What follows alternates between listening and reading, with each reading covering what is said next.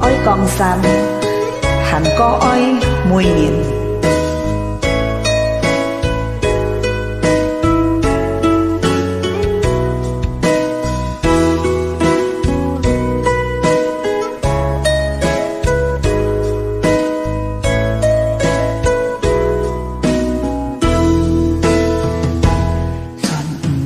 Phương chín ỏi liền nhắm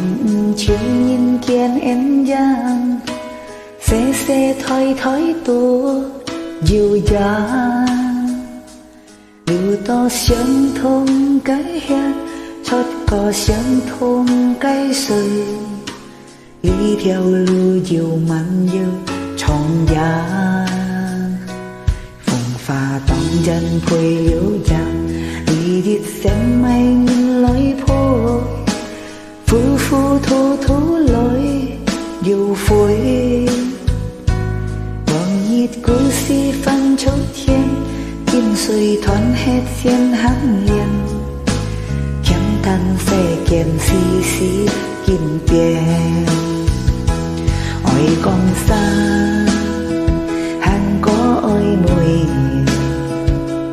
ôi cha duyên dùng họ hòn ôi nhung cô ta họ an lo vẫn xin hết ta trong gì hậu chiến khi hồi đừng nhắn cho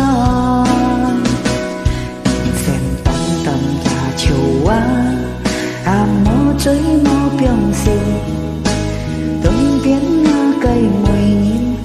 xì biến bông họ liều lời buổi chiều quá mô chơi mô biếng xinh theo chính phân xin mô biếng xin tu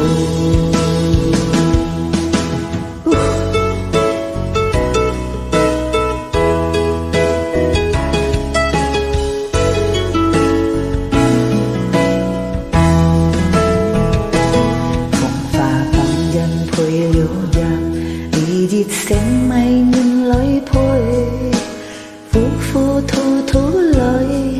dù phôi bồn nhiệt cú si phăng chú thiên kim suy thoáng hết xiên hắn liền kém thân xe kèn xì xì kim tiền ôi phong xanh hắn có ôi mùi bùi cha duyên dùng họ hòn ôi nhung cô ta họ an lo vẫn xin hết ta trong chi hậu chiến si hồi dành nhắn cho